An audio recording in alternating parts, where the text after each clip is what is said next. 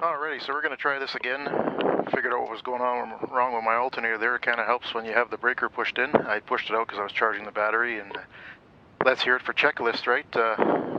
Really should have one, I guess, when you do these things. I do have one, I just don't have it in the plane right now.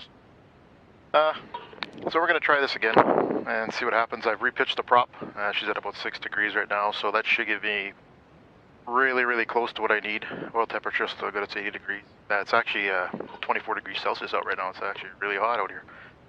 So we're going to put the fuel on the left side again, because that's the tank where I got sitting on the roof, feeding the left. Mixture is rich, crack the throttle. It's still a little bit warm, but I'll give it a shot of primer anyways. Fuel pump on, and I can tell it's loaded.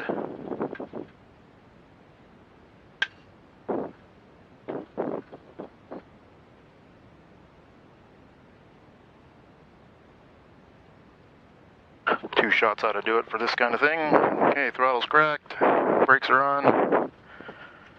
Let's see what happens.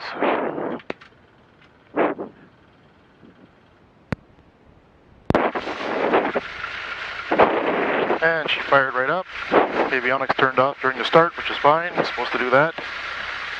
62 psi of oil pressure, we're still good. And look at that, the battery's getting over 14 volts, 14.2.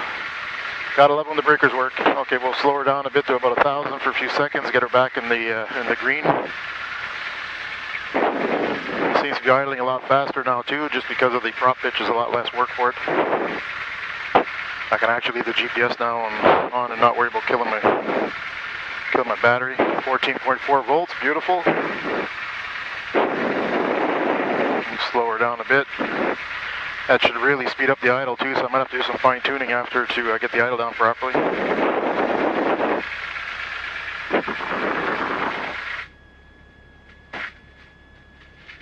I really got to invest in a mic that has a foamy on it, because it's a lot of breathing going on here. It activates the mic for no reason. So far so good. Oil temperature is 78, battery's 14.4, outside air temperature is actually 22. Oil pressure is 64, beautiful. Still have no fuel flow, but I think I figured that one out as well when I went back through the books there. I attached it to the actual computer for has an output on a 5 volts plus, and they said it's hit or miss if you put it on there. I put it on there because they said it probably would work, but there's no guarantee, so it's not getting fed 12 volts. I think that's the problem. So I'll have to splice it into the 12 volt socket right here. Not a big deal. It's just a matter of crawling under the dash and doing some wiring, because the fuel flow is fine. Okay, she's actually pretty smooth. So that means the prop's not vibrating like crazy on here. Keeps creeping up though. Bring her back down to 1,000. Actually, we'll bring her down to an idle and see what we get. So she's idling right at 700, which is not bad. I checked the books, the specs are 650 to 700, so I mean you can have it a little bit lower than that, but I'd rather not. They recommend actually keeping it at about 1,000. The plug's got to stay at 800 degrees to keep it from fouling up with lead, especially with this 100 low lead that I'm running in here now. I don't have the premium fuel in it yet. Tighten the friction lock a bit. Everything's still good.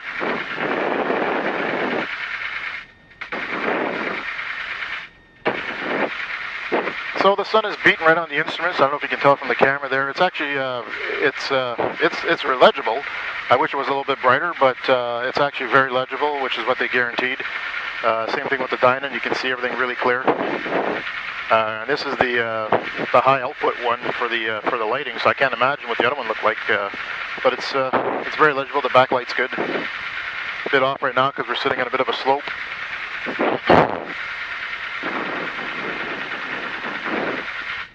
I test the carburetor heat, but without the cowling on it, there's not much air being rammed into it, so it's not going to do much good. I can actually slow her down a bit there. I don't know why she keeps creeping up on me. Keep her at 1,000. I'll actually lock it in there and see what it does. Maybe it's warming up there and it's kind of booting up on its own. See if I can turn the squelch down a bit here. There we go. That should help a bit.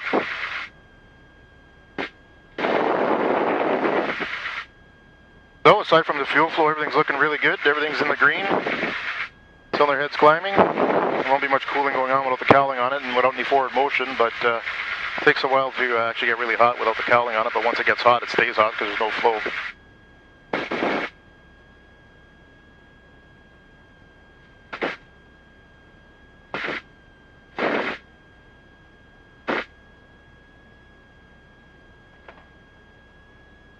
And we're just going to wait here for a bit and put up.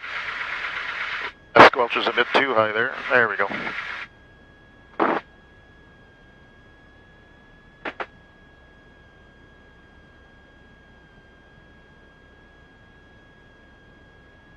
Still have a nice breeze coming in from the windows here. These vents actually work very well. One thing I noticed, the prop filter's on too as well. I did that. I'm going to move this camera down a notch just because it looked like it could take it. We'll see how that looks at this angle right here. Hard to see on the little screen that's on there, but 87 degrees. She's warming up nicely.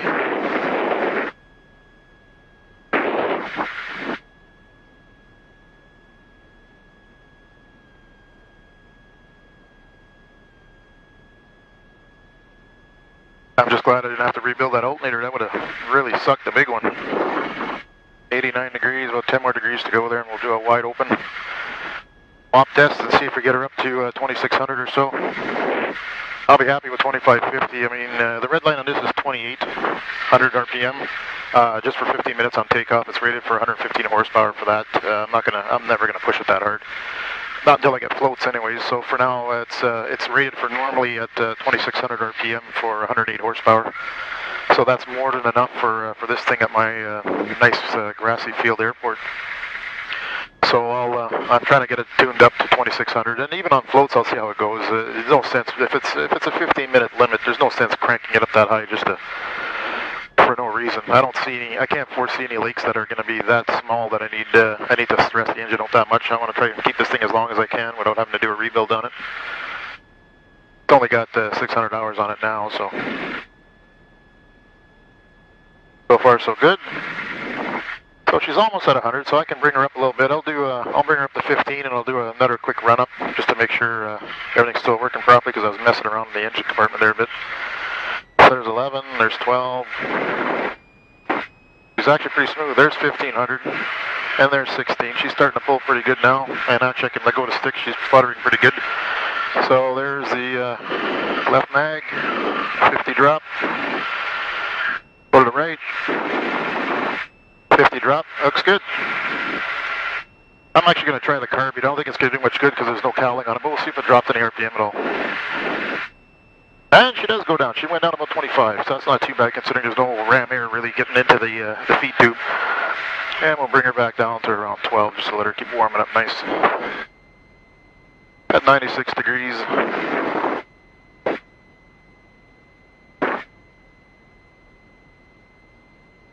First time I did the run-up, I didn't have my headset on. I didn't have anything, intercom wasn't hooked up or nothing, so it was really loud. It actually still is loud when you pop your ear off. It's not bad. It's actually, I think repitching the prop there really quieted it down quite a bit. I think the first time I had it on there it was at 9 degrees, and because that's what they recommended you start at, and it would barely do 1600 RPM. I mean, that's like a really coarse setting. And this prop's featherweight too. It's all carbon fiber, so I mean, there's no weight to it at all. So it's interesting to see how much of a difference it makes there at 6 degrees. It was at 7.25, so it was supposed to go down about a half a degree, but I needed about another 150 RPM, and if it goes around 26 or a hair over, that's okay. So once I verify the prop is properly set and then get my full thrust RPM or static thrust, I'll go and lock wire up the prop bolts. Torqued them down already, so they're good. And again, so far so good. Everything's looking good. 14.6 volts. Battery's being charged nicely, and I'm at 100 degrees. So here we go. We're gonna try to do a full power run here and see if I get up a little higher.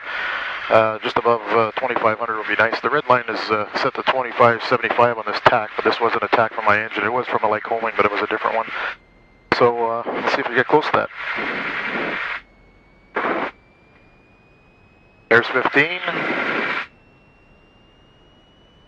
Lots of room left. There's 18. He's pulling good now. I really got to hold the brakes on. There's 20. Still got my fuel tank up there. 21. 22. 23. 24. 25. 2600 on the nose. Beautiful. Look at that, right at the red line. And she's pulling the noses down like that tail is really pushing. Alrighty, pull her back. Okay, that's good. Perfect. So 6 degrees is the magic number.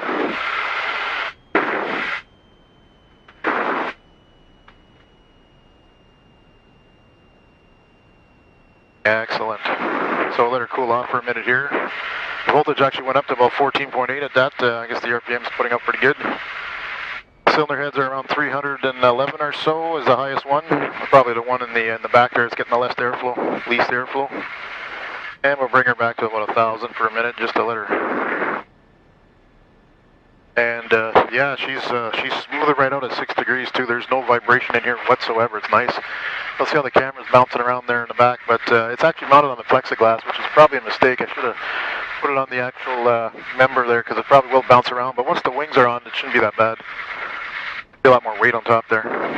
Secure the window too because the wings actually put down on the window on the side here. Alrighty, we're looking good. Cylinder heads are coming down. My foot off the brake now, I guess, because I was holding on pretty tight. Good, no brake leaks or nothing, so that's good. So the only thing I got to worry about now is my fuel flow sensor. And I think I just got to go buy a diode for that and put it onto the 12 volt. That should work fine. It's not a necessary thing to make it run properly, but it's nice to have, and I really want it because that sensor was expensive. 260, 249, 285 is the highest one now, so looks good. Oil temperature is 113, oil pressure is 61, which was good. I didn't take note of it at 2600 there, but I didn't get any alarms, so that means it wasn't going high, that's for sure.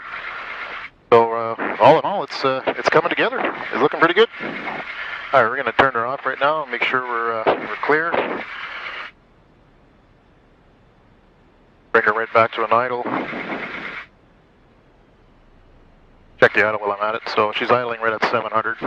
No, it's actually about 800 now after that warm up there. I probably cleaned out the plugs a bit, so I'll have to slow it down a tad. Not a hard thing to do. And we'll pull back on the mixture. And she should rise and then die. There's the rise and then she dies. Excellent. Very, very happy with this. Alrighty. Out. That's it.